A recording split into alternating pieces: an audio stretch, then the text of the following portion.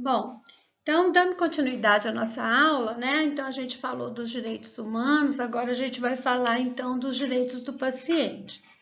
E aí, saber quais são os direitos do paciente e quando acioná-los é uma das maneiras de manter a dignidade do indivíduo. E nós, como profissionais, a gente tem esse dever, né? É preciso ter, né, cautela ou parcimônia para não ultrapassar os direitos dos outros.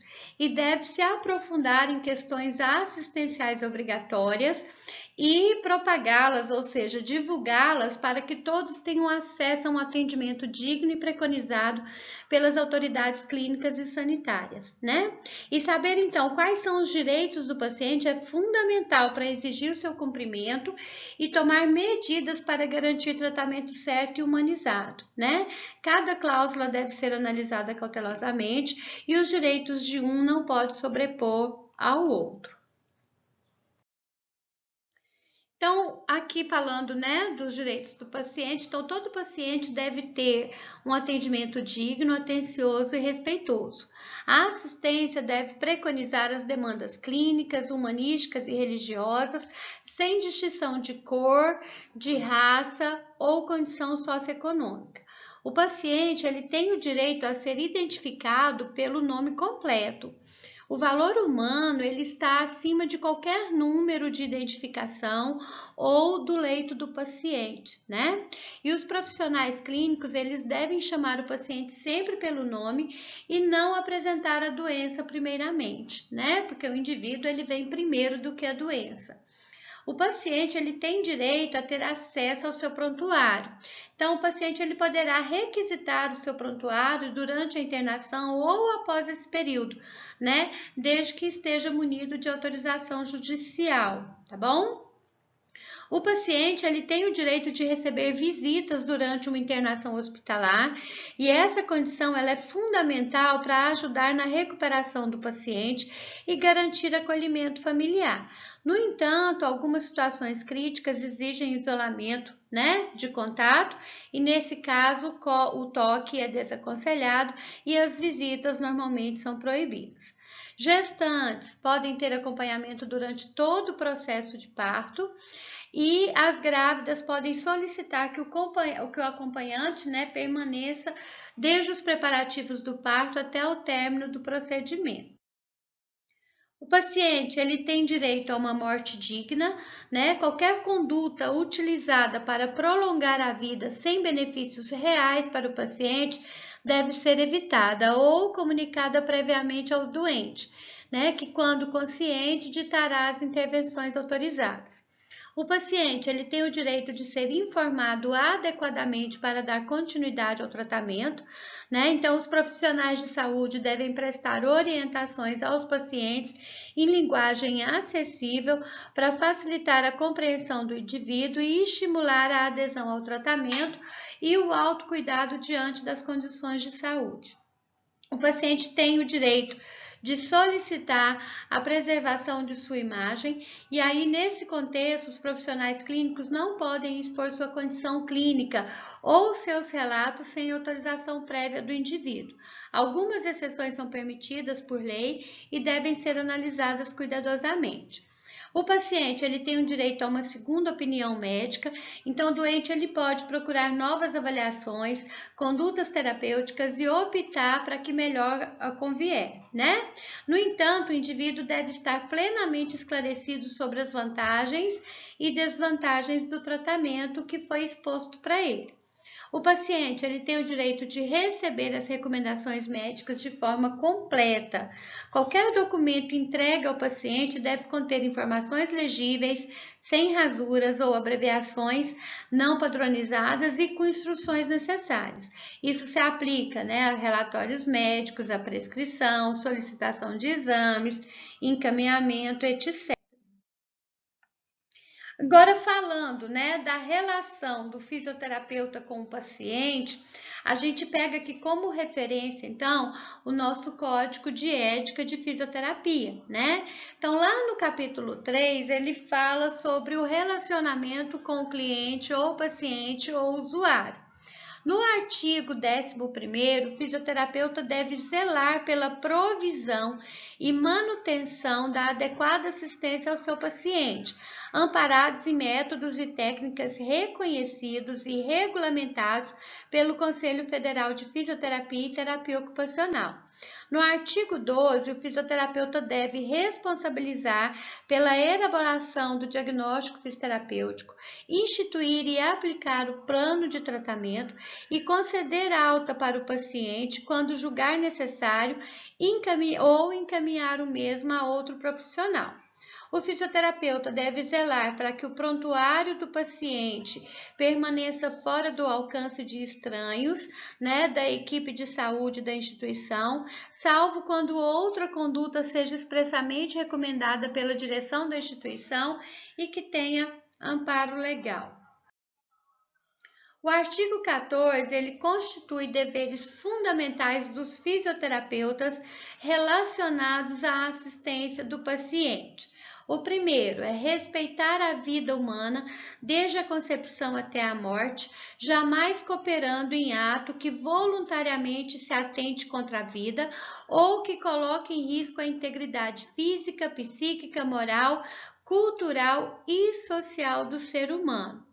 Segundo, prestar assistência ao ser humano, respeitando a sua dignidade e os direitos humanos, de modo a que a prioridade no atendimento obedeça às razões de urgência, independente de qualquer consideração relativa à raça, etnia, nacionalidade, credo sociopolítico, gênero, religião, cultura, condições socioeconômicas, orientação sexual e qualquer outra forma de preconceito, sempre em defesa da vida. Terceiro, respeitar o natural pudor e a intimidade do paciente. 4. Respeitar o princípio bioético de autonomia, beneficência e não maleficência do paciente sobre a sua pessoa e seu bem-estar. Quinto, informar ao paciente quanto à consulta fisioterapêutica, diagnóstico e prognósticos fisioterapêuticos, objetivos do tratamento, condutas e procedimentos a serem adotados, esclarecendo ou ao seu responsável legal. E por último, sexto, prestar assistência fisioterapêutica, respeitando então os princípios da bioética que a gente já viu lá atrás. No artigo 15, fala que é proibido ao fisioterapeuta abandonar o paciente em meio a tratamento sem a garantia de continuidade de desistência, salvo por motivo relevante. Segundo, dar consulta ou prescrever tratamento fisioterapêutico de forma não presencial, salvo em casos regulamentados, pelo Conselho.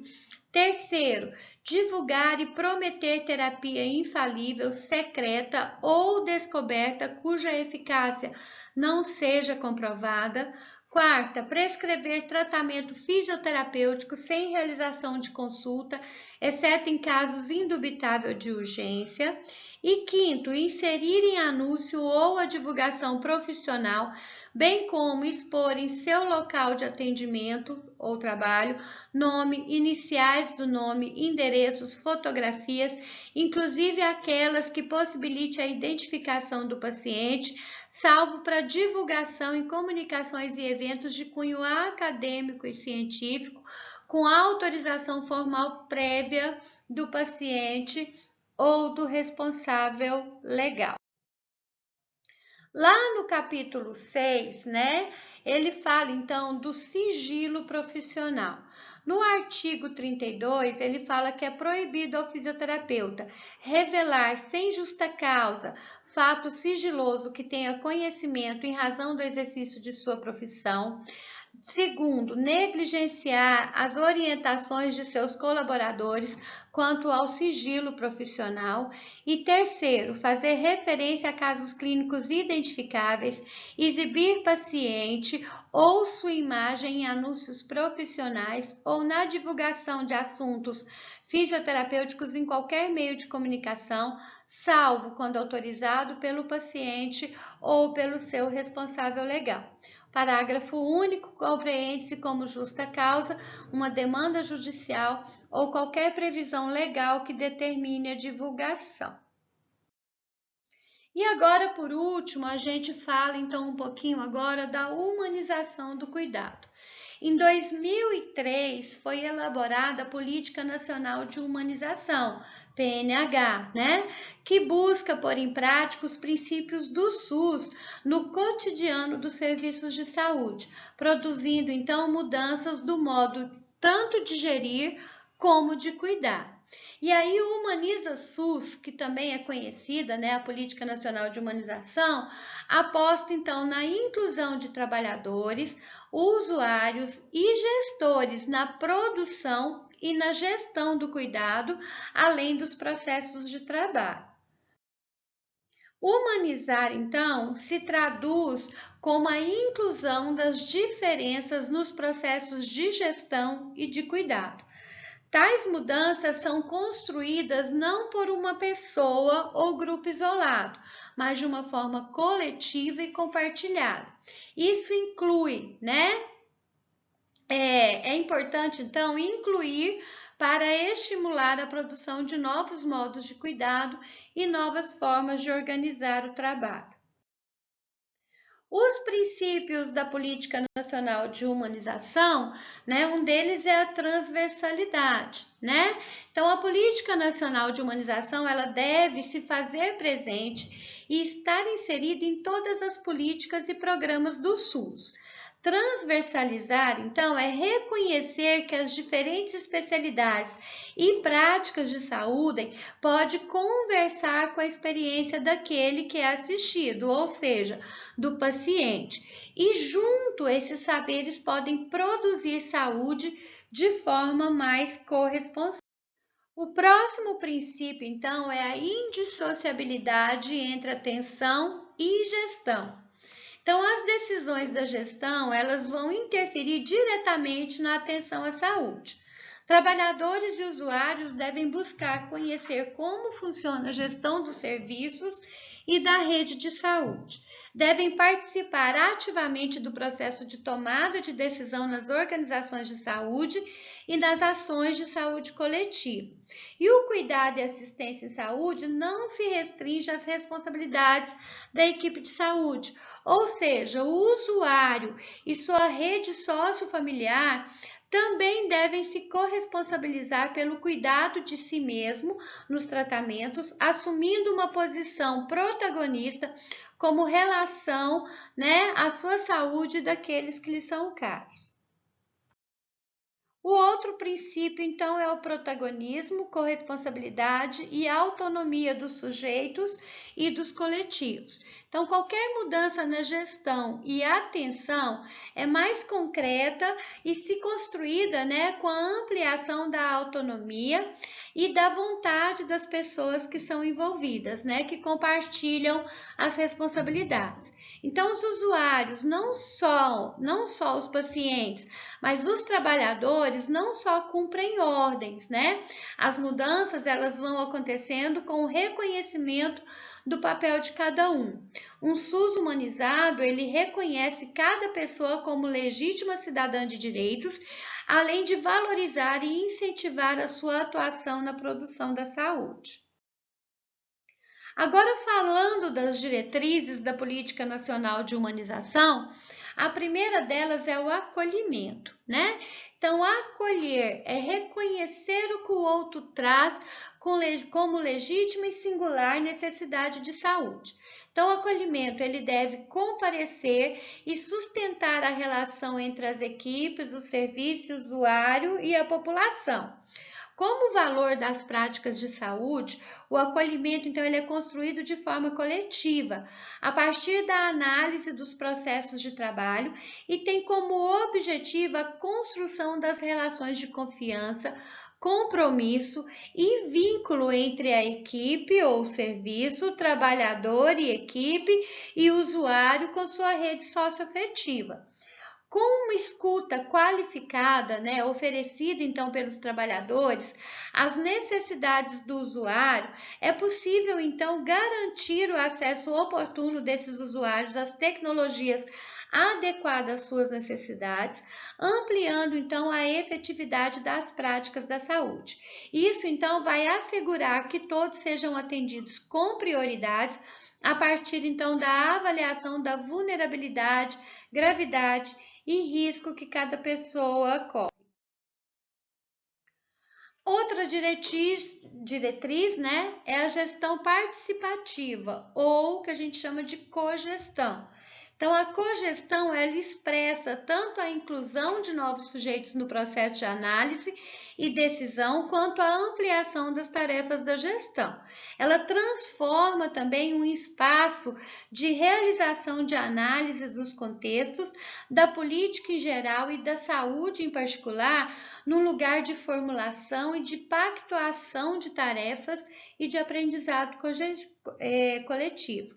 Isso pode acontecer através, então, dos colegiados gestores, de mesas de negociações, de contratos internos de gestão, da Câmara Técnica de Humanização, do Grupo de Trabalho de Humanização, da Gerência de Porta Aberta, entre outros, né? Isso tudo são arranjos de trabalho que vão permitir a experimentação da cogestão, então, no cotidiano da saúde dos indivíduos.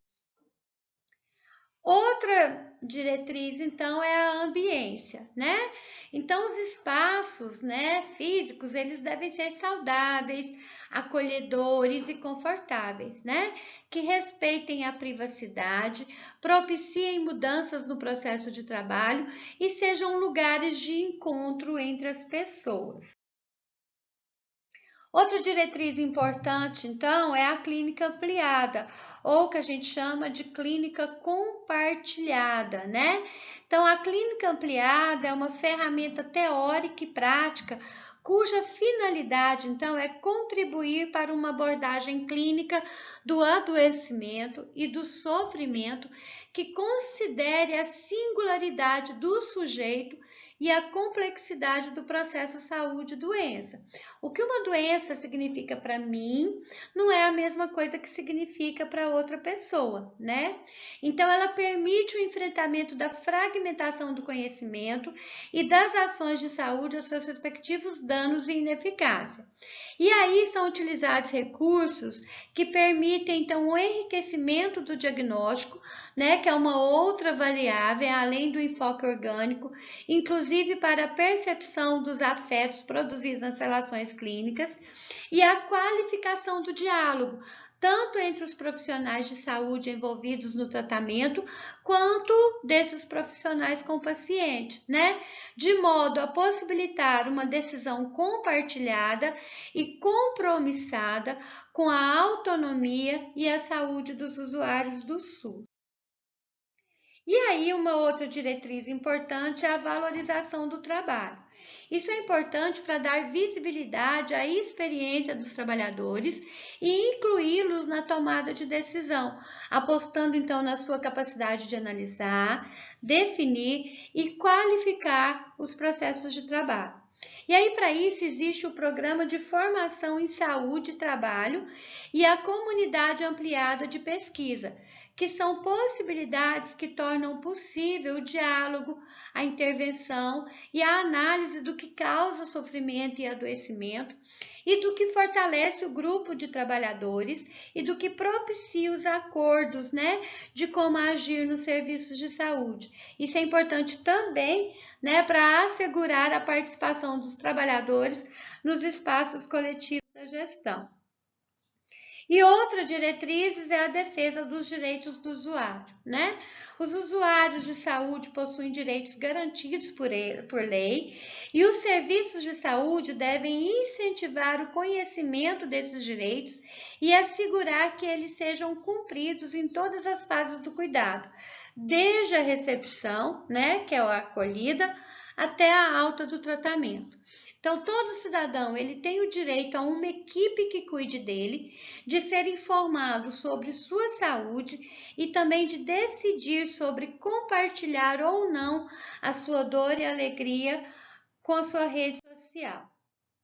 E aí, só para a gente dar alguns exemplos aqui de tudo que a gente viu, né? Vamos pensar aqui nesse caso clínico. Um homem de 47 anos, ele foi levado ao pronto-socorro após um acidente de carro. Foi constatado fratura óssea com sangramento moderado que levou à queda da pressão arterial. equipe médica, então, propôs uma transfusão sanguínea para o restabelecimento da pressão arterial.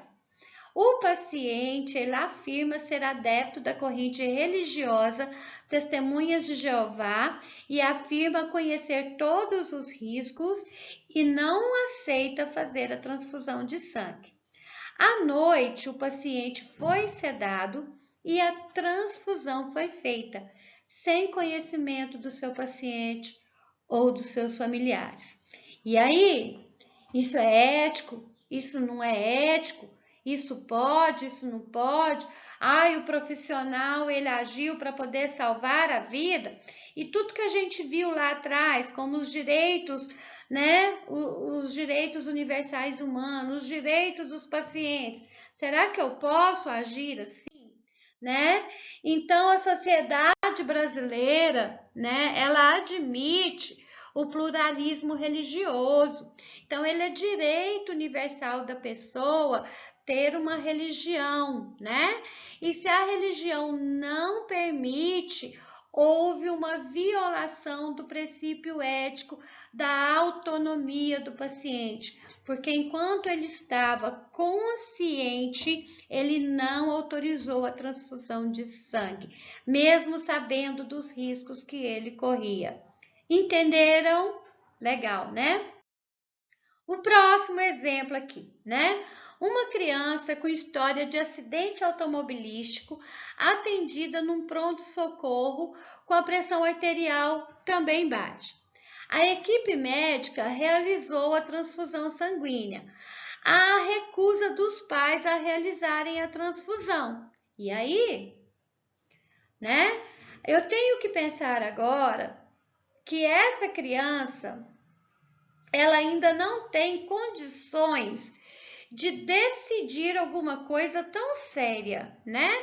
É uma criança que não sabe, às vezes, nem o que é a morte, tá bom? Então, nesse caso aqui, né, os médicos, eles podem sim agir em prol da preservação da vida dessa criança, né? Então, a criança, ela é um ser em desenvolvimento, né, segundo a sua autonomia, e aí ela tem direito à vida. Então, os profissionais agiram pelo princípio da beneficência e não maleficência. Então, os profissionais aqui agiu de acordo com os princípios éticos e bioéticos. Outro caso, paciente JCM, de 47 anos, foi atendido num consultório fisioterapêutico. Após avaliado, o fisioterapeuta identifica um espasmo muscular na região das fibras superiores de trapézio.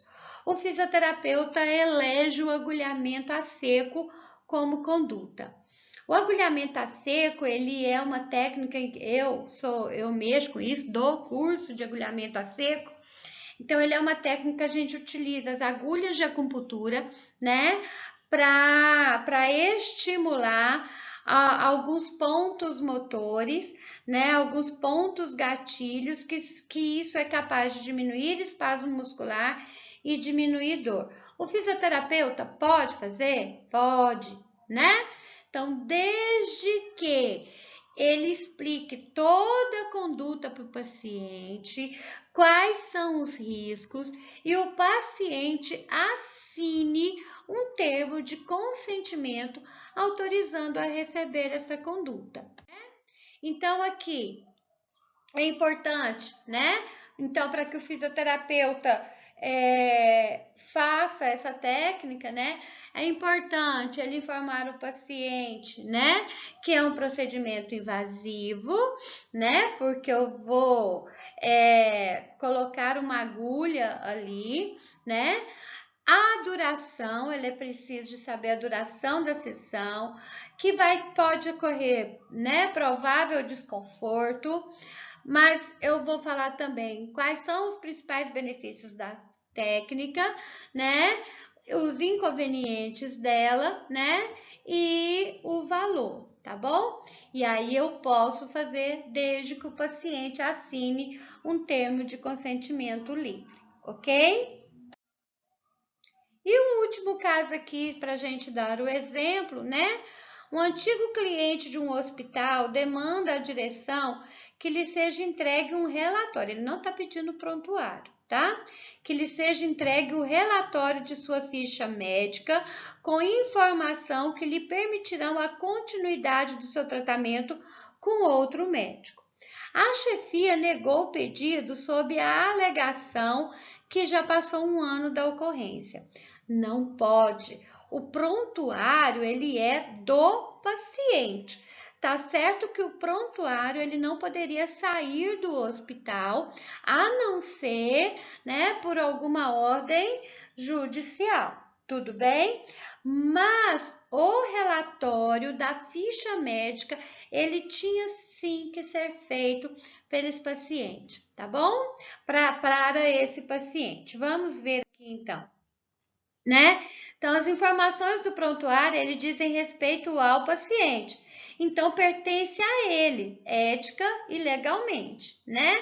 E aí, nós temos a resolução do Conselho Federal de Medicina, em que fala que se deve conservar um prontuário por 10 anos, né? Para estabelecimentos que cuidam de gestantes e crianças, esse prazo se estende para 18 anos. Então, assim, por mais que tivesse passado 1, 2 ou 3 anos, esse indivíduo ele tinha, então, ele poderia, né, ter pego esse relatório que ele estava precisando. Tudo bem? Bom, gente, então nossa aula foi isso aí, né? Vocês viram que tudo, né, tá junto, a bioética dos direitos humanos, dos direitos do terapeuta, na relação fisioterapeuta-paciente e na humanização do cuidado, tá bom? Então, né, a gente viu, né, sobre os conflitos e a aproximação entre bioética e direitos humanos, né, quanto às áreas do conhecimento. A gente viu, né, como que acontece, deve acontecer a relação fisioterapeuta-paciente. Conhecemos a Declaração Universal dos Direitos Humanos, né? Também conhecemos os direitos do paciente e entendemos como fazer, né, humanização do cuidado. E um bom estudo para vocês. Até mais!